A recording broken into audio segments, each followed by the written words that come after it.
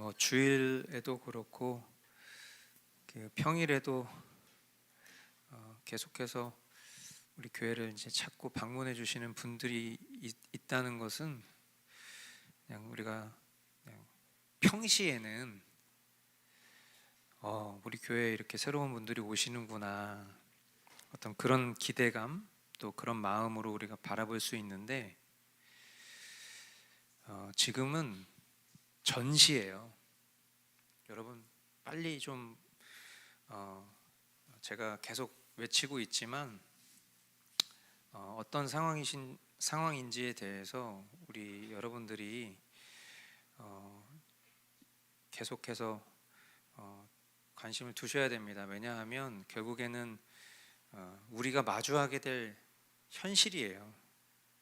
그것이 뭐 내가 알고 싶다고 해서 또 잘 모를 수도 있지만, 그러나 이제 확실한 거는 지금은 누군가에게는 이게 너무나도 심각한 전시라는 마음이 있기 때문에 제가 제가 만든 영상에도 그렇게 올렸지만은 교회의 대이동이 일어나고 있는 시대입니다. 우리가 여태까지 신앙생활하면서 우리 교회가 그런 어떤 일들을 체감적으로 겪어본 적이 없었잖아요.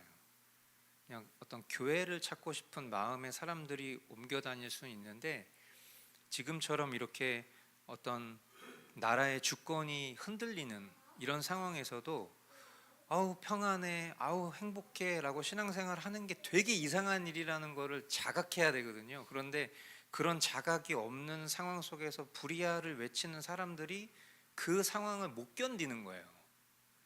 그러니까 계속 이제 어떻게 보면 어떤 무언가 허망한 것을 쫓아다니는 그런 개념이 아니라, 혹은 어떤 정치적인 그런 이념을 찾아다니는 것이 아니라, 이분들 마음에는 어떻게 이렇게 불이 났는데 이렇게 평안할 수 있지? 라는 그런 애통함 속에서 이와 같은 현상들이 일어나고 있다는 것도 우리를 일깨우는 하나님의 사이렌이라는 저는 생각을 해봅니다. 그래서 여러분들도 그런 마음으로 시대를 바라보실 수 있으면 좋겠고, 다른 건 몰라도 지금 이렇게 발의되고 있는 법안들이라도 좀 관심을 갖고 보세요. 그것만 봐도 우리의 현실이 얼마나 말도 안 되는 일로 치닫고 있는지를 깨달으실 수 있을 겁니다. 다른 건 몰라도. 그리고 뭐 우리나라 뭐 한강 한복판에서 중국인들이 군복 입고 행진하고 이런 것만 봐도, 중국인 무비자 입국 이런 것만 봐도, 그리고 중국인들에 대한 어떤 시위를 하면 징역 5년 살게 하는 이런 법안들 추진하는 것만 봐도, 지금 전 세계적으로 일어나고 있는 이런 주권 문제가 우리나라 지금 한복판에서 벌어지고 있다는 것만 깨닫게 되어도 지금 우리가 살고 있는 현실을 직시할 수 있을 것이고, 뭐 제가 장담합니다, 또 거봐요, 제가 그럴 줄 알았잖아요, 이렇게 얘기하는 날이 반드시 올 거라니까요. 그럼 그때를 우리가 마주하게 됐을 때 그걸 알든지 모르든지 그게 뭐 중요하냐라고 생각하는 건 지금 시점에서는 가능한 생각일지 모르겠지만, 훗날 우리가 그것을 직면하는 시대를 살게 되면 그때는 늦었다. 제가 지난주에 홍콩에 있는 우리 이성호 목사님 저에게 연락을 하셔서, 어쨌든 그분이 홍콩에 살고 계신 상황 속에서 외국인으로서 홍콩을 살고 있는 현재의 모습이 얼마나 그분이 처음 홍콩에 청빙받아서 갔었던 3년 전과 다른지에 대한 얘기를 저에게 해주셨어요. 홍콩에서 한국인으로 사는 건 외국인으로 살고 있는 거니까 피부로 깊이 느끼지 못할 것 같지만, 그러나 불과 제가 방문했었던 1년 반 전과 비교해 볼 때에도 이미 가장 큰 변화, 교육 그리고 종교, 이 두 가지가 크게 바뀌었다. 교육의 선택권이 없다. 그래서 지금은 이제 중국으로서의 어떤 반환 여부와 상관없이 가장 이제 핵심적인 것은 중국의 그 홍콩 안에 있는 보안법이죠. 그래서 중국 홍콩 내에서 중국에 대한 비난을 하는 경우 본토 중국으로 송환돼서 처벌받게 하는 그 법안이 이미 그 민주화 운동 때 일어났었던 가장 핵심이었는데, 그 이후로 결국 사람들이 중국에 대한 어떤 이념을 바르게 지적할 수 없기 때문에 모든 공교육에서는 이제 중국에 대한 모든 문화에 대한 어떤 그런 가치관에 대한 그런 결국 공산주의 교육을 본격적으로 모든 공교육에서 실시를 하고 있기 때문에, 그러나 이것을 벗어날 수 있는 그 어떤 기준과 그 어떤 영역도 없다라는 거예요. 심지어 외국인조차도. 그 속에서 삶을 선택하려면 결국은 그런 이념적인 교육을 다 모두가 받아야 되고 그 질서를 따라야 되는 거예요. 그리고 이제는 당연히 홍콩 내에 홍콩 시민들의 교회는 없지만, 거기도 삼자교회 같은 형태로 이제 존재하고 있지만, 이제 이런 홍콩 온사랑교회, 뭐 홍콩 온누리교회, 또 제가 잘 아는 이제 주나목 사역하셨던 문영재 목사님도 지금 거기 홍콩 온누리교회 담임으로 청분받으셔서 가 계신 상황인데, 그분들 제가 다 친한 분들이라서 얘기 들어보면 이분들이 현실적으로 느끼는 그런 문제들은 이미 본인들이 사회주의화 되어 있는, 이미 공산주의의 목전에 실질적으로 살아가고 있는 그런 외국인으로서 느끼는 참담함을 경험하면서 살고 있는 거예요. 그러니까 옛날처럼 무슨 뭐 당장 무슨 뭐 무장한 군인들이 와서 우리 목에 칼을 겨누고 총기를 휘두르고 뭐 저기서 우리 막 문 앞에 들어와 가지고 여기 있는 사람들 다 무슨 뭐 총살시키고 이런 게 아니라 이미 시대 정신 자체를 다 바꿔버리는 그런 상황. 그리고 제일 무서운 건 인구 박치기죠. 결국에는 중국 사람들이 우르르 그 나라의 국민 퍼센트보다 훨씬 더 많은 포션을 차지하게 하는, 최소 50% 이상 차지하게 하는 그런 정책들을 통해서 결국에는 선거와 모든 결정권, 그리고 노동과 모든 문화를 장악하는, 이것이 옛날부터 중국이 썼었던 인해 전술인데, 그게 지금 모든 나라, 우리나라뿐만 아니라 현실로 맞닿아 있어요. 근데 이거를 백날 얘기를 해도 이게 본인이 직접적으로 찾아보거나 공부해보지 않으면 내가 살아가는 삶 속에서 이것을 직접적으로 느끼지 못하기 때문에, 저렇게 말하는 사람이 어떤 정치적인 이념에 사로잡혀서 저런 말을 하는 거겠구나 라고 생각하는 게 가장 큰 문제인 거예요.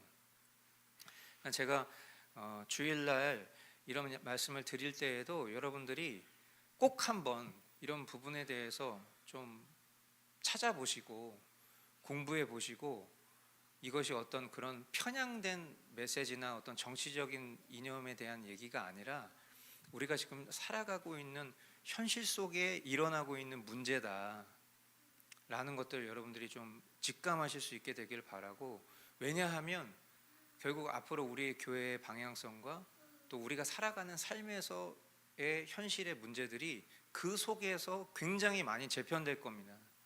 그래서 여러분들이 꼭 그런 점을 아셨으면 좋겠고, 이제 그런 문제에 너무 함몰돼 있으면 또 우리가 어떤 이런 복음과 신학적인 내용들을 다룰 때에 지금 우리가 이런 거 알아서 뭐하나, 이런 회의론에 또 빠질 수도 있어요. 근데 그것은 너무 위험한 겁니다. 왜냐하면 결국 우리가 그런 현실이 바뀌어도, 그런 사회적인 구조적인 어떤 치명적인 문제가 보여져도 남는 건, 우리가 붙잡아야 되는 건 이 신앙의 가치를 붙잡아야 되기 때문이에요. 그렇기 때문에 우리가 지금 배우고 나누는 것들도 절대 이것이 무익하거나 무의미한 것이 될 수 없고, 이것이 우리 안에 선포되고 그것을 우리가 배울 수 있다는 것이 감사한 일일 뿐인 것이고, 그러나 이것으로 말할 수 없는 때가 된다 할지라도 이때까지 선포되었던, 이때까지 우리에게 하나님이 허락해 주셨던 말씀을 우리가 내재적으로 담아둘 수 있다는 이런 기회들이 소중하다는 거고, 그래서 자유, 민주주의가 중요한 거죠. 그래서 여러분들이 그런 마음으로 좀 우리가 살아가는 이런 피조 세계를 보실 수 있게 되기를 바라고, 뉴욕에 정말 최초로 이제 무슬림 시장이 되면서 뉴욕에 지금 일주일 만에 굉장히 많은 변화가 일어나고 있습니다. 여러분들이 영상으로 보시면 알겠지만 전 세계적으로 하나님이 없는 곳에서 일어나는 군중들의 모습이 굉장히 비슷합니다. 그런 것들로도 여러분들이 인사이트를 얻으셔야 돼요. 그래서 우리 안에 진리의 영이 되신 하나님이 살아 역사하신다면 결국 우리가 판단하고 선택하고 결정하는, 그리고 내가 서 있기로 한 그 자리가 너무 중요하게 되는 것이고, 그 속에서 우리가 보수해야 될 신학과 신앙과 이념과 가치들 역시도 같은 일맥상통해야 된다는 것을 꼭 여러분들이 아실 수 있게 되길 바라요. 제가 서두에 이제 이런 이야기를 드린 이유는, 오늘 우리가 이제 이 그리스도인의 합당한 예배 1권 신론을 다루는데, 오늘이 이제 신론에 있어서 마지막 시간입니다. 그리고 이제 다음 주부터는 이제 신론을 넘어서 우리가 이제 구원론에 대해서 이야기를 하게 될 텐데, 사실 우리가 이 천사와 악마들, 천사들과 마귀들, 이런 어떤 주제들을 쉽게 접하지 못하죠. 이런 어떤 신학을 공부할 때나 사실 이런 분야들을 다루는데, 제가 이제 학교 다닐 때도 이제 신론의 끝자락에 이런 내용들을 배우거든요. 근데 참 크게 다뤄지지가 않습니다. 왜냐하면 미지의 영역이에요. 그러니까 성경이 이야기하고 있는 바를 가지고 우리가 이 영역들을 다 헤아릴 수가 없습니다. 그러니까 우리가 어떤 말 그대로 우리가 지금 신론 속에서 어떤 하나님에 대한 것들을 알려 할 때, 우리가 뭐 삼위일체라든지 이런 얘기할 때도, 하나님의 섭리 이런 이야기할 때도 많이 얘기했지만, 우리가 다 담아낼 수 없는 영역들이 있어요. 그런데 항상 문제는 뭐냐면, 성경이 말하고 있지 않은 지점까지 내가 뭔가를 알려고 하는 순간부터 결국에는 이단적인 사조나 사이비가 등장을 하게 되는 것이죠. 천사들과 마귀도 마찬가지예요. 우리가 알고 있는 여러 가지 천사와 어떤 악마에 대한 어떤 그런 론들도 사실은 어떤 캐톨릭의 외경이나 위경에서 비롯된 것들이 생각보다 너무 많고, 근데 그것이 마치 성경 어딘가에 있는 것처럼 우리가 생각할 때도 많고, 그런데 이제 정통 이 기독교에서 이야기하고 있는 이 천사와 악마에 대한 것들은 사실은 오늘 우리가 다루게 될 내용들이 거의 전부라고 말해도 과언이 아닐 정도예요. 그러다 보니까 혹시라도 여러분들이 질문이 많아질 수도 있어요. 질문하셔도 됩니다만, 제가 대답할 수 없는 지점들이 분명히 있을 것이다. 그리고 우리가 그 영역들은 어쩌면 남겨두어야 될 수도 있고 적절히 해석될 수도 있을 수도 있다. 그 점을 미리 좀 말씀을 드리고, 결국은 우리가 살아가고 있는 보이는 현실 세계와 또 보이지 않는 이 현실 세계 가운데에서 결국 우리가 어떤 지배를 받고 살아가는지에 대한 얘기, 그러니까 서두에 제가 말씀드린 어떤 앞으로 우리의 살아가는 삶의 변화들이 결국 보이지 않는 영에 대한 싸움이다 라는 것을 말씀드리고 싶은 거예요. 그래서 오늘 그런 관점으로 이 주제를 우리가 같이 한번 나눠보기를 원합니다. 자, 첫 번째, 보이지 않는 피조물의 존재. 자, 골로새서 1장 16절 말씀 우리 같이 한 목소리로 읽어보도록 하겠습니다. 만물이 그분 안에서 창조되었습니다. 하늘에 있는 것들과 땅에 있는 것들, 보이는 것들과 보이지 않는 것들, 강권이나 주권이나 권력이나 권세나 것이 모든 것이 그분으로 말미암아 창조되었고 그분을 위하여 창조되었습니다. 아멘. 자, 이 말씀을 통해서 이제 우리는 명확한 것들을 몇 가지 정리할 수 있습니다. 하나님께서 세상을 창조하실 때 물질적인 것, 그러니까 우리 눈으로 또는 어떤 물리적으로 보여지거나 만져질 수 있는 것들뿐만 아니라 영적인 피조물들도 함께 지으셨다라는 것을 알 수 있어요. 그리고 이 영적인 존재들이 바로 천사들이죠. 그래서 지금 이 골로새서 1장 16절이 이야기하고 있는 바와 같이 보이는 것들과 보이지 않는 것들, 왕권이나 주권이나 권세나 할 것 없이 결국 이 모든 것이 하나님에 의해서 창조되었는데, 따라서 천사들도 하나님이 창조하신 피조물이고, 그리고 그들의 존재는 하나님께 완전히 의존되어 있다. 그러니까 결국은 보이지 않는 피조물이라 할지라도 모든 것이 다 하나님의 섭리와 지배 구조 속에 있다라는 것, 우리가 이 말씀을 통해서 결론 내릴 수 있는 결론입니다. 자, 그렇다면 이 천사들은 어떤 본질과 성품을 가지고 있느냐? 천사들은 pure spirit, 그러니까 순수한 영적 존재다라고 일단 전제가 있습니다. 그리고 천사들은 육체를 가지고 있지 않아요. 보이지 않는 세계 속에서 활동합니다. 그러니까 우리가 이 천사, 여러분들은 천사에 대해서 관심이 얼마나 있으신지 모르겠는데 사실 저는 천사에 대해서는 관심이 없어요.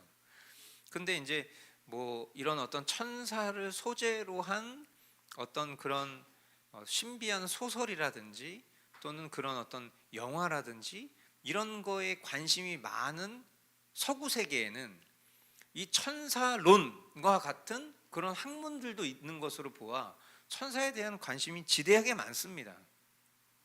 그래서 대표적으로 우리가 천사를 떠올렸을 때 수호천사, 그래서 뭔가 그 수호천사가 나를 지켜줄 것 같은 뭔가 그런 생각, 그리고 지금 네 곁에 천사가 널 늘 보호해주고 있단다, 마치 할머니가 손주한테 마치 그렇게 얘기하는 것이 되게 기독교스러운 것처럼 생각할지 모르겠지만, 여러분 늘 말씀드리는데요, 하나님의 능력의 자리에 다른 무언가를 두는 것 자체가 그게 이단 사조입니다. 그러니까 마치 수호천사를 하나님께서 이렇게 보내셔서 그 수호천사로 하여금 우리를 지키고 보호하고 있다라는 식의 정서나 생각이 성경적이지 않다라는 것을 분별할 수 있어야 된다라는 거예요. 분명한 것은 이 천사는 보이지 않는 세계 속에서 활동하는 것은 맞다. 그런데 그들이 무한한 피조물이 아니에요. 그들 역시도 유한한 피조물입니다. 그리고 그들이 존재하는 이유는 하나님의 뜻에 따라서 존재하고 활동할 뿐입니다. 하나님은 이 천사들을 지혜롭고 강하게, 또한 거룩하고 복종하는 본성으로 지으셨다. 이것이 성경이 말하고 있는 바입니다. 그래서 마치 이제 이렇게 얘기했을 때는 이 천사가 우리 인간들보다 더 우월하고 뛰어난 존재인 것처럼 생각하죠. 그러나 그렇지 않아요.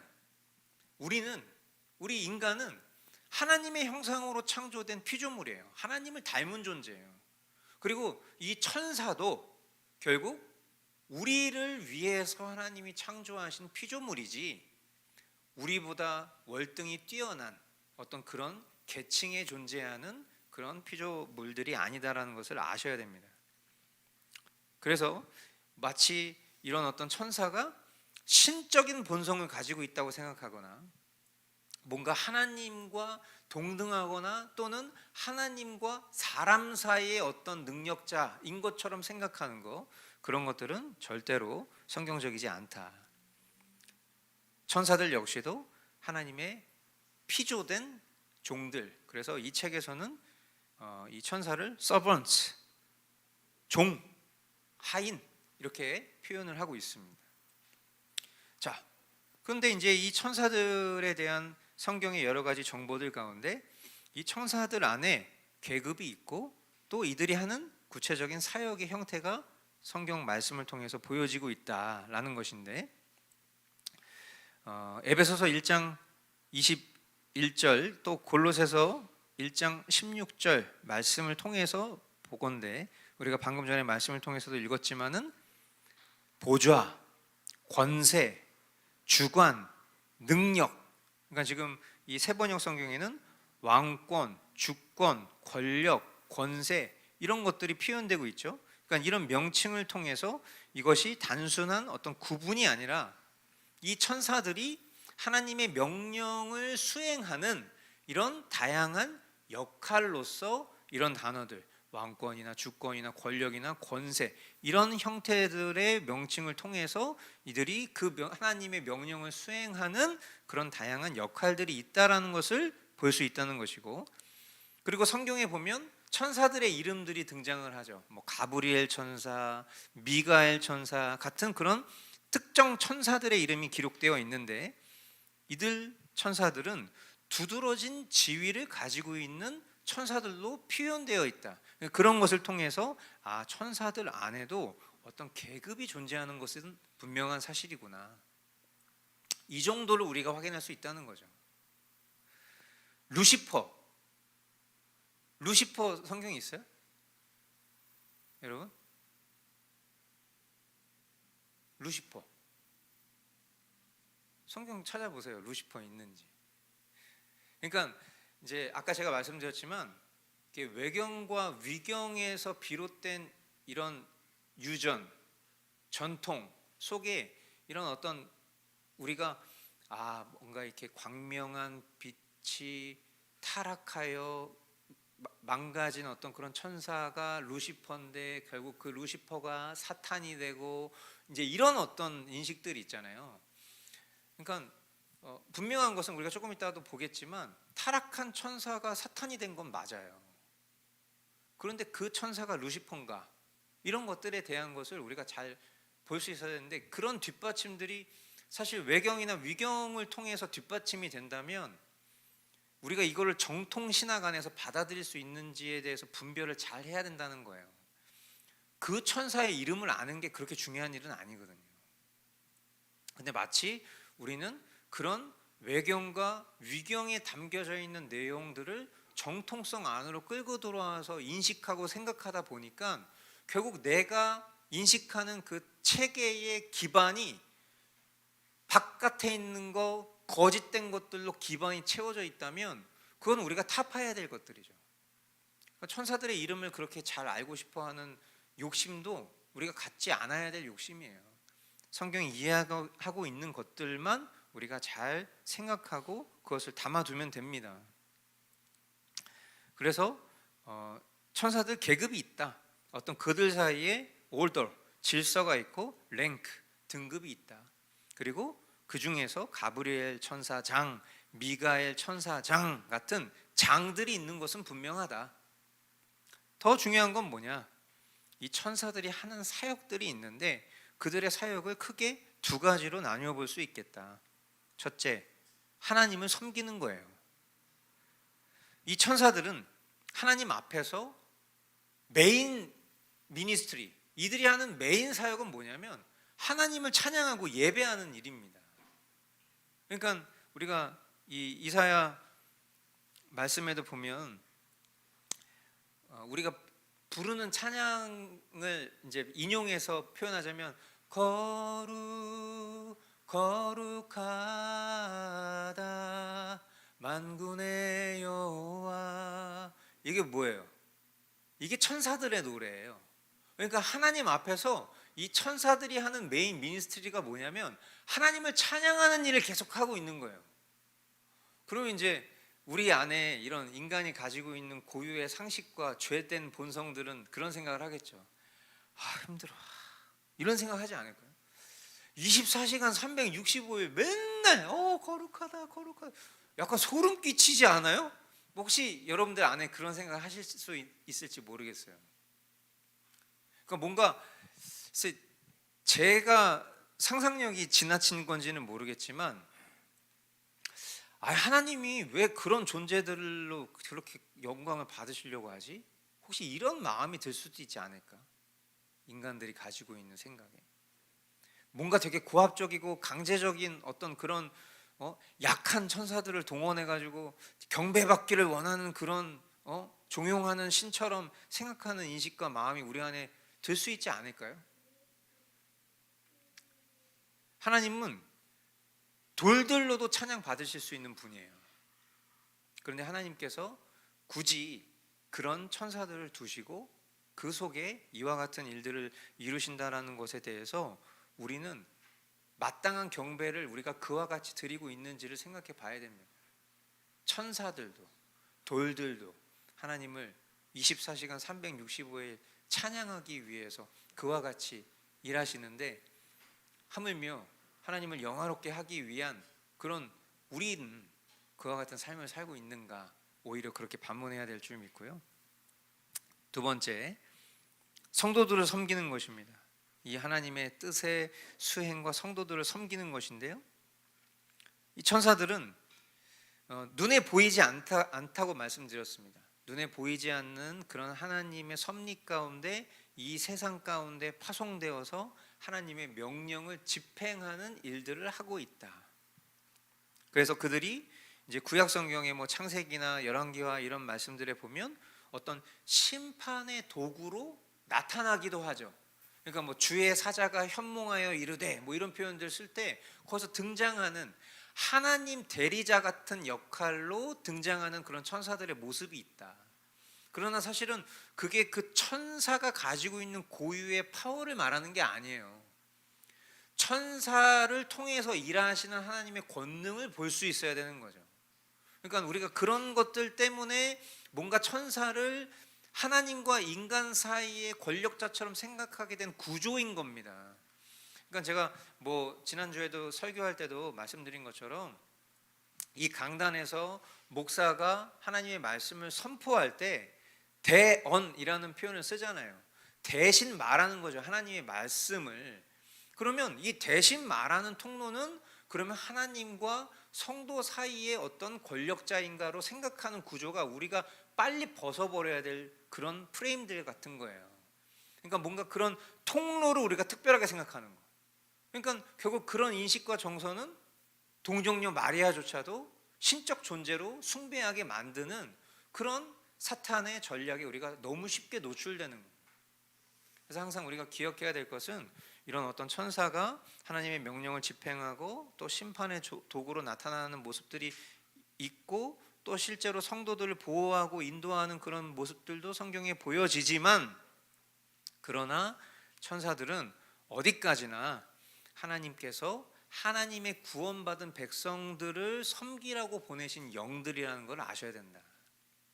그래서 히브리서 1장 14절 말씀 거기 보시면 천사들은 모두 구원의 상속자가 될 사람들을 섬기도록 보내심을 받은 영들이 아닙니까? 라고 질문하는 이 질문 속에 모든 답이 다 있죠. 그래서 천사들의 섬김은 기본적으로 하나님께 대한, 이 자신을 보내는, 이 천사를 보내는 하나님께 대한 사랑과 복종으로 존재되는 그런 존재들이고, 동시에 자신의 영광을 구하지 않는다라는 것을 우리는 이런 내용들을 통해서 확인할 수 있는 것입니다. 다음 페이지로 넘어가면, 근데 이제 천사들의 타락이 등장합니다. 하나님께서 이 천사들을 모두 거룩하게 창조하셨어요, 우리 인간들처럼. 그런데 일부는 교만으로 인해서 타락을 하게 됩니다. 그러니까 우리가 여기서 깨달을 수 있는 바는 인간도 마찬가지고 천사도 마찬가지고 의지가 있다. 그러니까 저는 이제 이 천사에 대한 어떤 신학적인 내용들을 공부할 때 어떨 때는 좀 그런 생각을 했어요. 그러니까 천사는 조금 로봇 같다, 이런 생각을 했거든요. 그러니까 뭔가 시스템과 메모리에 의해서 활용되는 존재인 것처럼 좀 여겨졌는데, 분명한 것은 천사도 타락을 했다는 거예요. 그러니까 이것은 이 시스템 개발자의 오류가 아니라 잘 만들어졌지만 그 존재가 존재 목적을 다하지 않았다. 즉 그 속에서 의지를 잘못 발현할 수 있게 창조되었다라는 것을 우리가 엿볼 수 있는 것입니다. 그래서 이 천사들은 자신들의 지위에 만족하지 않고 결국 하나님과 같은 영광을 얻으려고 하는 그런 욕망으로 하나님께 반역하였다라는 것을 깨달을 수 있습니다. 베드로서 2장 4절 그리고 유다서 6절 우리 같이 합독해 보도록 하겠습니다. 먼저 베드로서 시작. 하나님께서는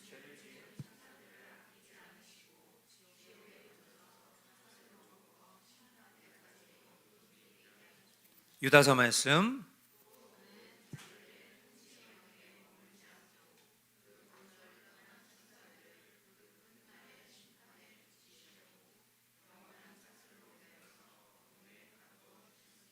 네.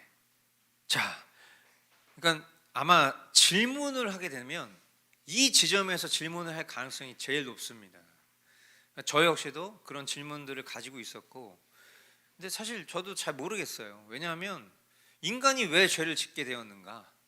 물론 그것을 신학적으로 설명을 할 수 있는데 결국은 하나님께서 우리를 하나님의 형상대로 창조하셨기 때문에 우리가 가지고 있는 그런 어떤 고유의 의지와 또 하나님을 그 의지적 성품으로 사랑하게끔 만들어진 그런 모습이 선용되지 않고 오히려 하나님을 대적하는 모습으로 악용되었을 때 오는 그런 부작용까지도 하나님은 인지하시면서까지도 우리를 그런 인격적인 존재로 만드셨던 거와 같은 취지로 우리가 이 천사들의 타락을 볼 수 있어야 되지 않을까 싶습니다. 그래서 결국 성경이 이야기하고 있는 바대로 이 타락한 천사들이 하늘에서 쫓겨났죠.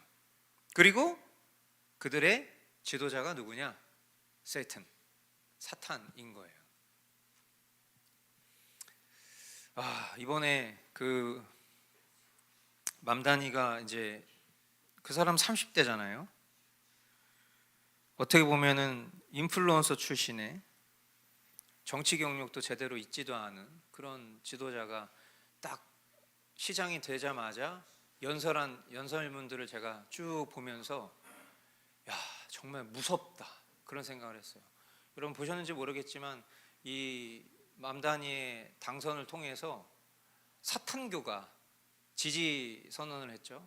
그리고 사탄교 사람들이 예배 드리는 장면까지도 송출이 되면서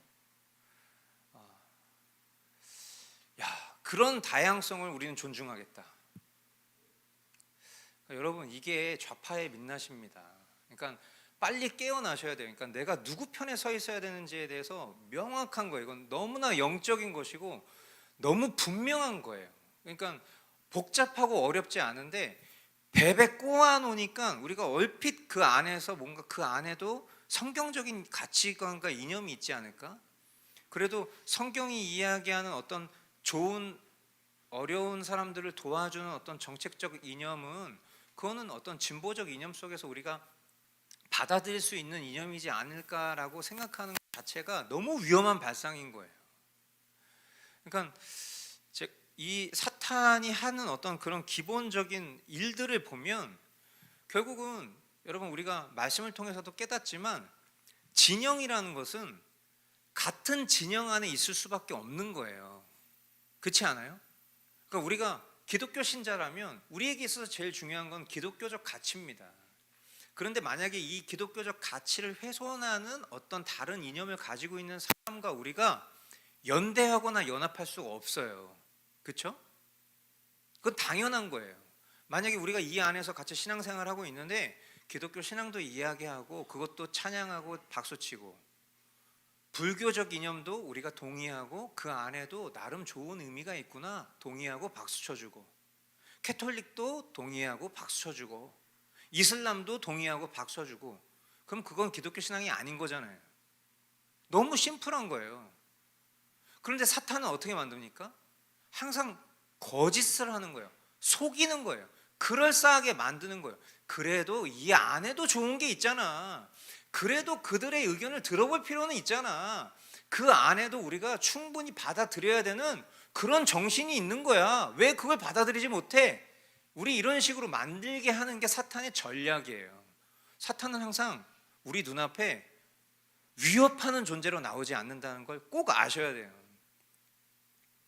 결국 하나님의 본성과 거스르는 것들이 마귀의 본성인 것입니다. 그러니까 이 마귀의 본성에 대해서 이야기할 때 요한복음 8장 44절에 보면 너희는 너희 아비인 악마에게서 났으며 또 그 아비의 욕망대로 하려고 한다. 그는 처음부터 살인자였다. 또 그는 진리편에 있지 않다. 그것은 그 속에 진리가 없기 때문이다. 그가 거짓말을 할 때에는 본성에서 그렇게 하는 것이다. 그는 거짓말쟁이이며 거짓의 아비이기 때문이다. 그러니까 우리가 이런 말씀을 볼 때 대표적으로, 물론 우리도 살면서 거짓말 할 때 있어요.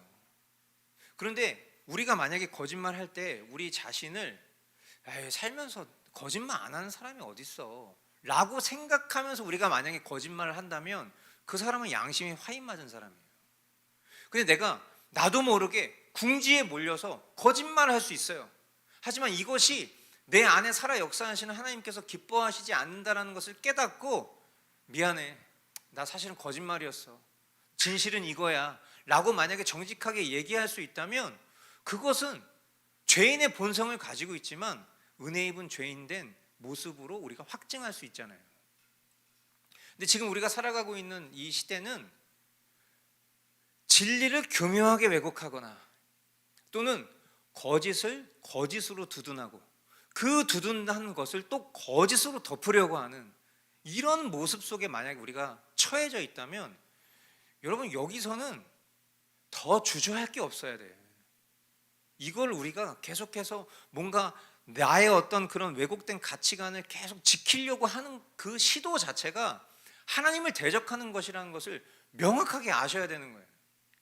근데 안타까운 것은 지금도 제가 이제 이런 이야기를 하는 것도 사실은 대전제는 그런 거예요. 우리 눈에 비늘이 벗겨지지 않고 우리 귀에 망이 벗겨지지 않으면 우리는 절대로 깨달을 수가 없어요. 저는 그렇게 생각해요. 왜냐하면 결국 이 마귀는 우리 내면에 있는 본성을 건드리거든요. 지금 성경이 이야기하고 있는 바 그대로예요. 그렇기 때문에 사람들을 미혹시키고 또 죄와 어떤 불신앙, 혼란을 조장하는 그 속에 우리가 그것을 그냥 본성적으로 받아들이려고 하는 그런 죄된 본성이 있다는 거죠. 그러니까 너무 두려운 일입니다. 그러니까 항상 우리가 늘 기억해야 될 것은 마지막 때가 되면 될수록 거짓 사도들이 많아질 것이다. 그리고 이런 거짓 선지자들, 그리고 정말 우리 눈앞에 초현실적인 기적을 실질적으로 실현하는 모습으로 등장하는 적그리스도, 이런 존재들이 어쩌면 제가 생각했을 때는 우리가 살아가는 당대에 그와 같은 일들이 일어날 가능성이 높다고 저는 생각하고 있어요. 지금. 그러니까 항상 비판적인 사고를 명백하게 하고 있지 않잖아요. 그리고 내 어떤 삶에 함몰되어서 이 세상 속에서 우리가 분별할 수 있는 일들을 제대로 직시하지 못하고 살아가고 있잖아요. 다양한 핑계들 때문에, 나는 나이가 많아서, 또는 나는 나이가 너무 어려서, 나는 지금 내 눈앞에 지금 중요한 어떤 일들이 있으니까, 내가 먹고 살기 바쁘니까, 어떤 다양한 어떤 그런 핑계와 이유들 때문에 내가 직면해야 될, 너무나 명백하게 하나님께서 보여주고 계신 어떤 그런 상황들조차도 직시하지 못하면서 우리가 살아가면 100% 우리는 이 거짓말에 속게 돼 있어요. 그래서 성경은 근신하며 깨어있는 것을 계속 권면하고 있어요. 누구를 향해서? 우리를 언제든지 집어삼킬, 우리를 막 그 침을 질질질 흘리면서 언제든지 집어삼키고 싶은 그런 사탄으로부터, 그런 마귀로부터 항상 우리를 주님은 근신하며 깨어있기를 계속 강청하고 계세요. 그러니까 여러분, 우리 그리스도인의 정체성은 그냥 단순히 우리가 비단 살아가는 삶에서 그냥 내가 선한 영향력을 행사하는 것 정도로 생각하시면 안 되고, 동시에 사주 경계를 늘 하고 있어야 돼요. 깨어 있어야 돼요. 늘 항상. 잠든 영혼은 삼키는 거예요. 삼켜짐을 당하는 거예요. 늘 기억하셔야 돼요. 자, 그러나 마귀들의 권세에도 한계가 있습니다. 마귀들은 다수입니다. 그리고 세상 곳곳에서 활동합니다. 그리고 말씀을 통해서 우리가 보면 그들은 공중 권세 잡은 자라고 불리우고 있어요. 그러니까 실제로 우리가 마주하며 살아가는 현실 속에 마귀의 역사는 굉장히 많이 일어나고 있는 겁니다. 그리고 그 굉장히 많은 역사 가운데에서 큰 영향력을 미치는 것도 사실이에요. 그러니까 제가 늘 말씀드리죠. 우리가 깨어있지 않고 우리가 잠들어 있으면 하나님이 알아서 나 보호해 주시겠지. 아니에요.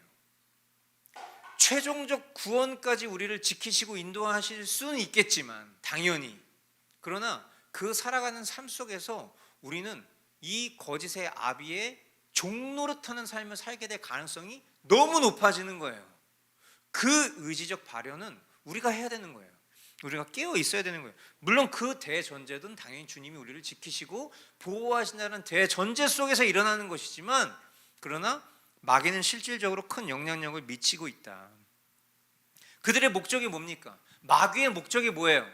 마귀의 목적은 하나님 나라를 대적하는 것, 그리고 성도들의 믿음을 흔드는 거예요.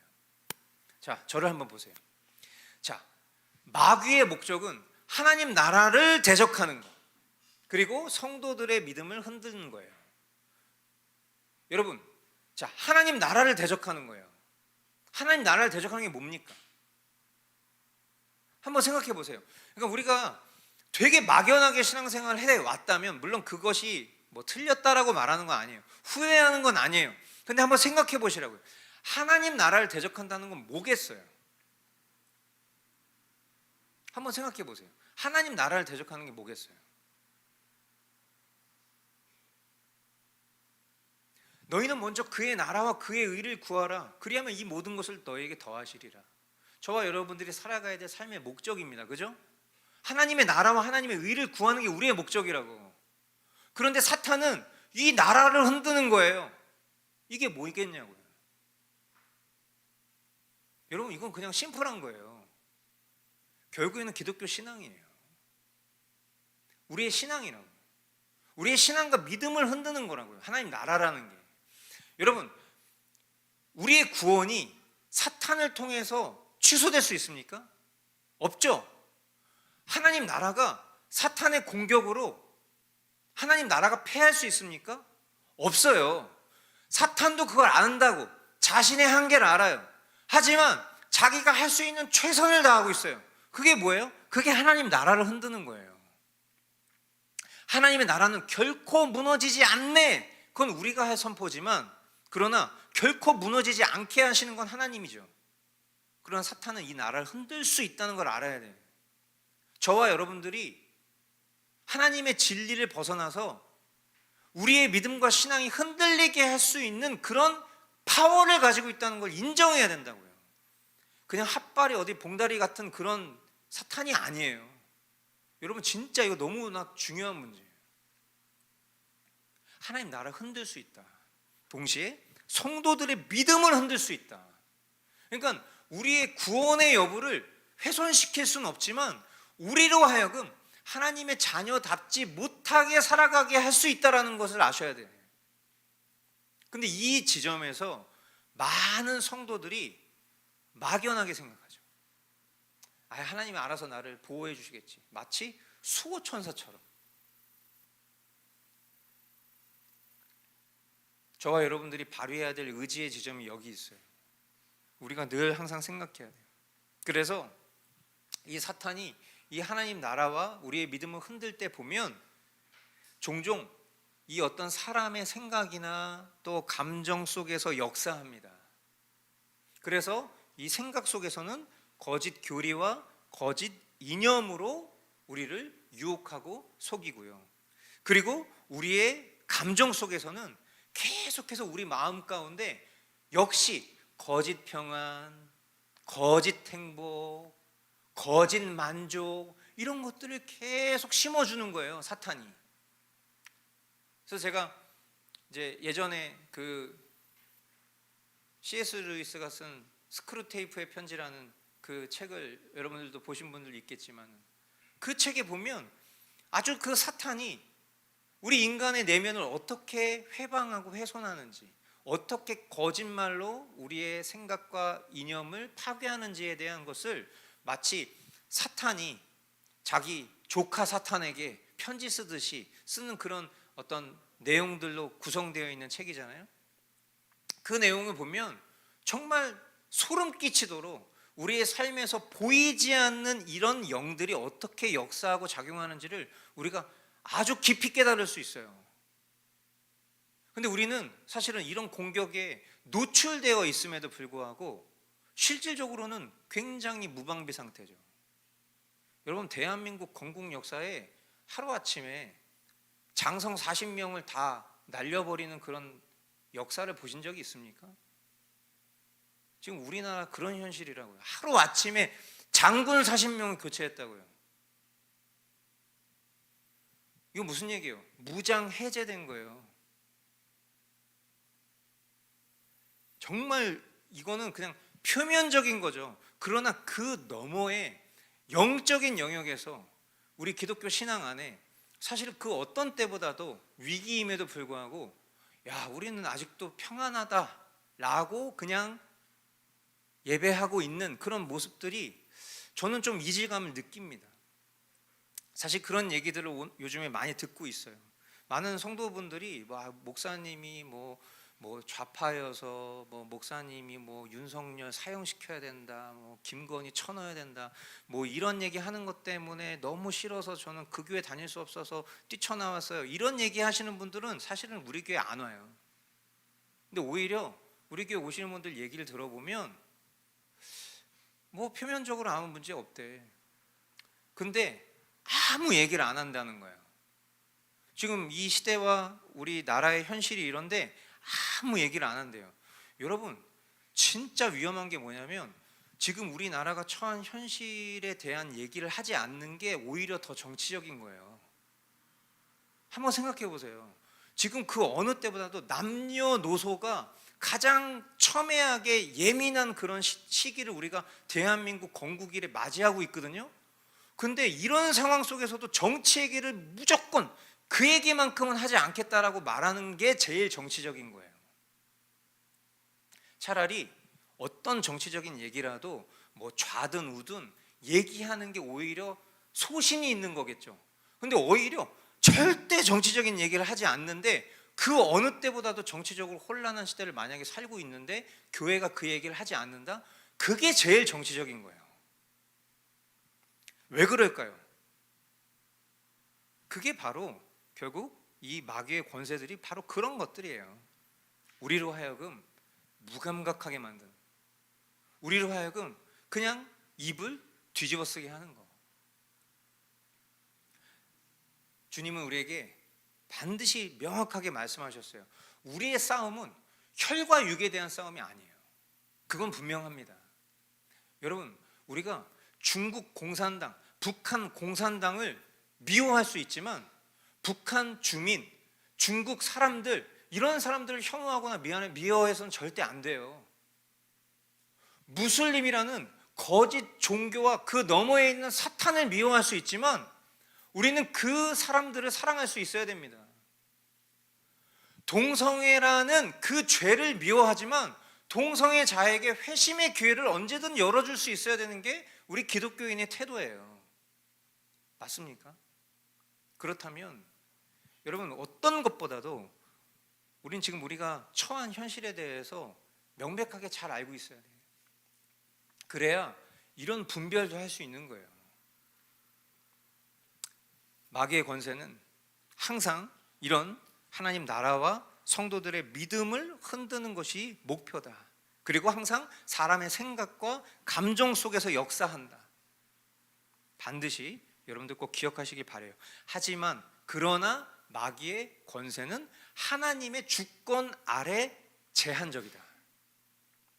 그래서 하나님이 허락하신 범위 밖에서는 아무것도 할 수 없어요. 욥기 1장 12절, 주님께서 사탄에게 말씀하셨다. 그가 가진 모든 것을 다 내게 맡겨보겠다. 다만 그의 몸에는 손을 대지 말아라. 그때 사탄이 주님 앞에서 물러갔다.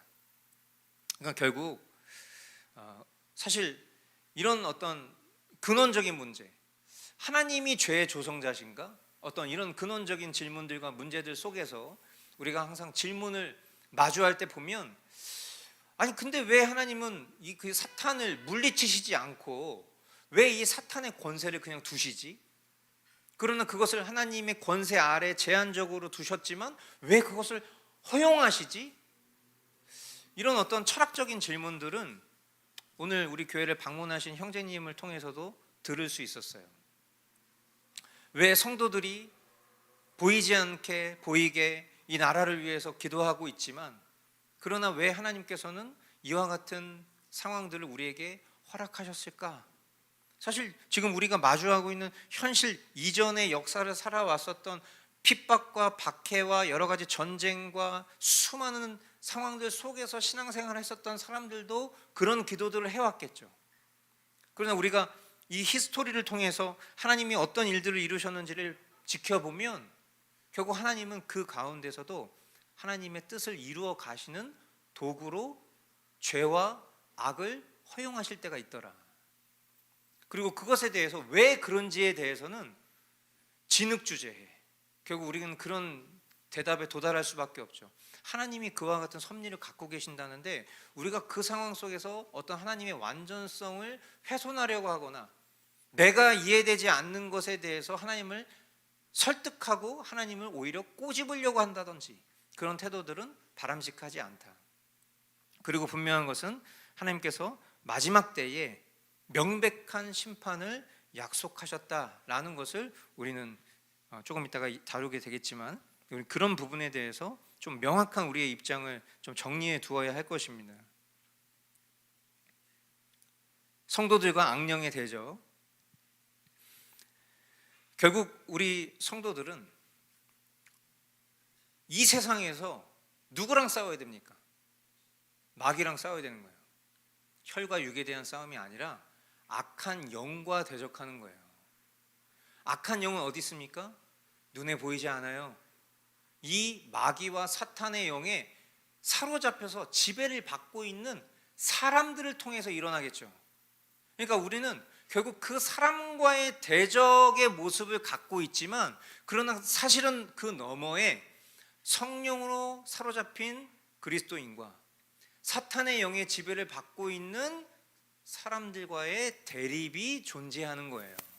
그러니까 우리가 이런 갈등을 피하고 싶어 하죠. 그것은 바른 태도가 아니라는 것을 꼭 아셔야 돼요. 진리 아닌 말을 하는 사람들에게 지금 이 세상은 뭐예요? 아까도 제가 말씀드렸지만 그 뉴욕 시장이 나오자마자 했었던 대표적인 말, 앞으로 뉴욕은 다양성을 사랑할 것이다. 앞으로 뉴욕은 모두의 것이다. 이렇게 얘기했어요. 여러분, 그런 일이 있을 수 있습니까? 만약에 우리나라에 서울시장이 외국인이에요. 무슬림이에요. 그 사람이 앞으로 서울은 모두의 서울입니다. 그럼 거기에서 막 박수치고 깃발 흔드는 사람은 어떤 사람들이겠어요? 대한민국 국민이겠어요? 아니겠죠. 이게 너무 영적으로 선명해지는 거라니까. 여기서 헷갈릴 이유가 하나도 없다니까요. 여러분, 거기에서 깃발 흔드는 사람들은 무지개 깃발 흔들고 막 그런 무슨 팔레스타인의 해방을 얘기하는 사람들이 깃발 흔들고 그러겠죠. 여러분, 똑같은 거예요. 제가 막 마음이 참 그렇습니다. 우리가 갈등을 피하려고 하면 안 돼요. 갈등 너머에 그 정확하게 우리가 조준하고 목표해야 될 대상을 명확히 하는 게 되게 중요해요. 그 사람과 갈등을 하는 게 아니라 그 사람을 지배하고 있는 그 정신세계와 싸운다고 생각하셔야 돼요. 그래서 사실은 인내가 필요합니다. 그러나 그 싸움은 어떤 두려움이 아니라 믿음의 전투여야 됩니다. 믿음의 전투를 하기로 결정하기까지가 힘들어요. 하지만 그 길을 가야 돼. 왜? 하나님은 성도들에게 전신 갑주를 입혀주셨고, 그리고 그 갑주를 우리에게 입혀주신 이유는 이 마귀의 모든 괴계를 능히 이길 만큼 충분하다고 주님 우리에게 가르쳐 주시죠. 야고보서 4장 7절 말씀, 그러므로 하나님께 복종하고 악마를 물리치십시오. 그리하면 악마는 달아날 것입니다. 아멘. 에베소서 6장 10절로 18절 끝으로 말합니다. 여러분은 주님 안에서 그분의 힘찬 능력으로 굳세게 되십시오. 악마의 관계에 맞설 수 있도록 하나님이 주시는 온 몸을 덮는 갑옷을 입으십시오. 우리의 싸움은 인간을 적대자로 상대하는 것이 아니라 통치자들과 권세자들과 이 어두운 세계의 지배자들과 하늘에 있는 악한 영들을 상대로 하는 것입니다. 그러므로 하나님이 주시는 무기로 완전히 무장하십시오. 그래야만 여러분이 악한 날에 이 적대자들을 대항할 수 있으며 모든 일을 끝낸 뒤에 설 수 있을 것입니다. 그러므로 여러분은 진리의 허리띠로 허리를 동이고 정의의 가슴막이로 가슴을 가리고 버티어 서십시오. 발에는 평화의 복음을 전할 차비를 하십시오. 이 모든 것에 더하여 믿음의 방패를 손에 드십시오. 그것으로써 여러분은 악한 자가 쏘는 모든 불화살을 막아 꺼버릴 수 있을 것입니다. 그리고 구원의 투구로 받고 성령의 검, 곧 하나님의 말씀을 받으십시오. 온갖 기도와 간구로 언제나 성령 안에서 기도하십시오. 이것을 위하여 늘 깨어서 끝까지 참으면서 모든 성도를 위하여 간구하십시오. 아멘. 해야 할 일이 진짜 많네요. 그죠? 바쁩니다. 아주. 우리는 외적으로는 이 어둠의 권세자들과 싸워야 되고 내적으로는 우리의 믿음을 보수하며 지키는 그런 분주함 속에서 살아야 돼요. 잠들어 있으면 이 둘 다 못하는 거예요.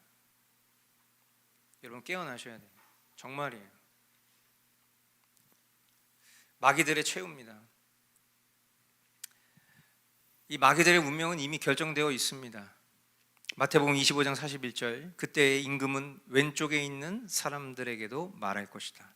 저주받은 자들아 내게서 떠나서 악마와 그 졸개들을 가두려고 준비한 영원한 불 속으로 들어가라. 아멘. 여러분 사탄의 세력은 결국은 반드시 패망합니다. 그리고 그 모든 악행은 하나님의 공의로운 심판 안에 드러날 거예요. 그런데 이 심판이 성도들에게 위로가 됩니다. 그런데 그냥 지금 당장 이 일이 일어났으면 좋겠는 거예요. 그렇죠? 그냥 지금 당장 어떤 불의와 이 불공정이 그냥 다 밝히 드러났으면 좋겠는 거예요. 그러니까 자꾸 그 속에서 어떤 일들이 생기죠? 우리는 또 다른 메시아관이 생겨요. 우리나라의 이 어려움의 문제를 미국이 도와줄 거야. 트럼프가 해결해 줄 거야. 뭐 이런 식으로. 여러분 죄송한 얘기인데 그런 일이 일어나지는 않을 것 같아요. 그리고 제가 지난번에도 말씀드렸지만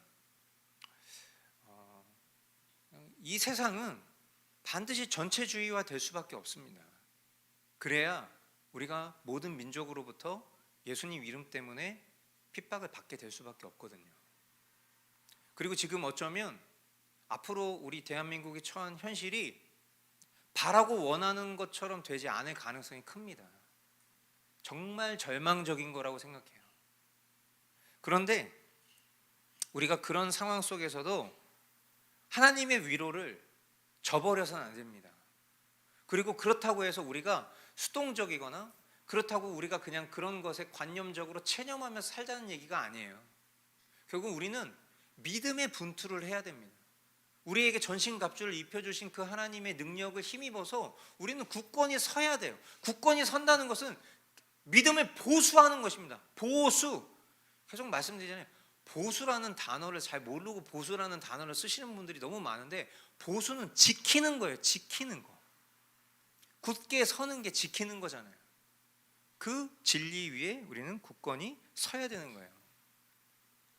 그리고 우리가 기대할 것은 뭐예요?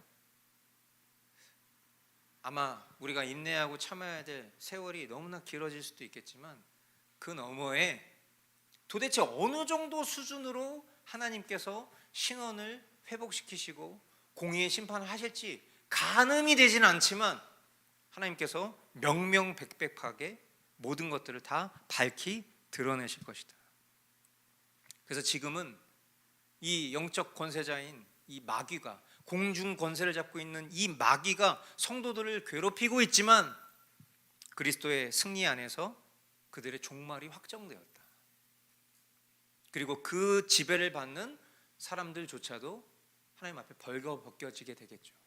너무나 감사한 것은 저와 여러분들도 마찬가지로 벌거벗겨질 수밖에 없는 존재들이지만, 그러나 너무 감사하게도 우리에 대한 죄의 심판은 2000년 전 예수님께서 대신 이미 다 탕감해 주셨기 때문에 우리는 그 공의의 심판을 벗어날 수 있게 된 것이 얼마나 감사한 일이에요. 그래서 구원의 은혜라는 것은 비단 우리가 어떤 나중에 죽어서 천국 가는 정도의 수준이 아니라 이런 과정들이 있다. 그리고 이런 건져짐의 은혜가 있다. 너무나 놀라운 일이에요. 그러니까 사실은 한번 상상해 보세요. 마지막 날에 하나님의 그 공의의 심판이 모든 것들을 다 밝히 드러낸다니까요. 우리가 알지 못했던 수많은 음모와 음모론이라고 치부됐었던 음모들, 이런 모든 것들이 다 밝히 드러나는 거예요. 어떤 모습으로 드러날지 모르겠어요. 밝히 다 드러나서 야, 이런 일이 있었다고, 이런 일이 있었다고 숨이 넘어갈 정도일 거예요. 아마 우리가 여태까지 이렇게 속고 살았다고 다 모든 게 밝혀질 거라니까요. 근데 그만큼 우리도 속이고 살았을 거 아니에요. 근데 우리에 대한 심판은 이미 끝났기 때문에 그 수치를 명쾌하시는 게 얼마나 말도 안 되는 은혜. 우리가 잘나서 하나님 편에 서 있기 때문에 우리의 수치를 감춰주시는 거잖아요. 지금 우리가 잘난 게 아니라 하나님께서 우리를 감춰주신 거라고. 이미 우리에 대한 그 모든 수치를 다 주님이 갚아주셨기 때문에. 여러분, 이건 정말 너무나도, 이걸 어떻게 우리가 받아낼 수 있을까 너무 감사한 일이에요. 왜냐하면 우리는 동등하게 수치스러운 존재일 텐데. 그렇지 않습니까? 결론입니다. 천사와 마귀는 모두 하나님이 창조하신 피조물이다. 천사들은 하나님의 영광을 위해서 섬기고, 또 마귀들은 하나님의 뜻을 거스르지만 결국 그 모든 것이 다 하나님의 주권 아래에 있다. 성도는 천사의 도움을 받고 있고, 그러나 우리가 그들을 경배하지 않고 우리는 하나님께만 영광을 돌려야 한다. 그리고 마귀의 세력이 있다. 그런데 그 마귀의 세력 역시도 우리가 두려워할 필요는 없다. 그리스도께서 이미 이기셨다. 그리고 우리에게 그것을 이겨낼 수 있는 갑주를 입혀주셨다. 그리고 우리는 그런 세력과 싸우며 결국 최후 승리의 안전이 보장되어 있다. 오늘 이렇게 정리를 해볼 수 있겠습니다. 네, 오늘 나눠진 내용들 여러분들이 잘 정리해서 또 간직하시고, 혹시 뭐 질문 있으시면 질문 받도록 하겠습니다.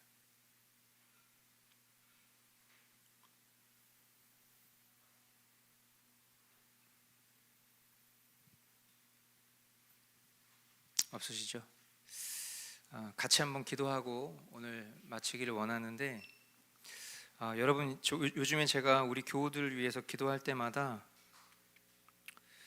계속 그런 기도를 하게 돼요. 하나님, 우리 교우들의 생각과 마음을 지켜주십시오. 하나님, 우리의 눈과 귀를 활짝 열어주시되, 그러나 그것에 두려움에 사로잡히기보다는 하나님이 하실 그 공의의 심판을 의지하며 믿음으로 분별하며 승리할 수 있도록 인도해 주십시오. 그렇게 기도를 계속 하고 있어요. 여러분, 우리가 함께 신앙하고 있고 우리가 함께 믿음을 보존하며 나아가고 있지만, 늘 항상 두려운 것은 그럼에도 불구하고 어쩌면 우리가 같은 예배당 안에 거하고 있어도 알곡과 가라지가 있을 수 있겠다라는 항상 두려운 마음이 있습니다. 그러나 그 속에서 바라기는, 하나님, 우리 모두가 하나님의 보호함을 받는 그런 알곡으로 열매 맺혀갈 수 있기를 기도하는 것뿐이죠. 이 시간 우리가 함께 그런 마음으로 기도하기를 원합니다.